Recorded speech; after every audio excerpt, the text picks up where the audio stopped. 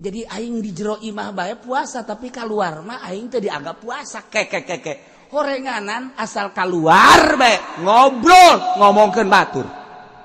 keluar ngobrol ngomongkeun batur jadinya na gibah karasa kunyana oh eta Kangjeng Nabi ka eta awewe eta gibah teu dianggap puasa siapa ngan menang lapar doang teu puasa eta zaman Kangjeng Nabi gibah dage meureun saeutik jasa atuh komo zaman urang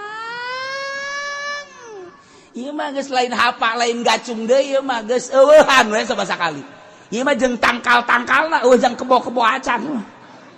ya Allah ya Rabbi mantak sing ada ieu ngomong nunggu sekolot mah nyaho datang nyahon teu kan ka puasa deui ya datang nyahon teu ya Allah ya Rabbi Masya Allah tuh ya nah iyalah seorang wanita mantak puasa na urang kudu ditingkatkeun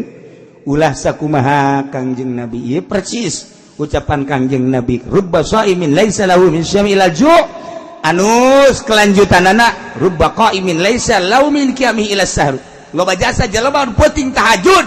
tetapi teu boga ganjaran ngan sakadar mentang mata doang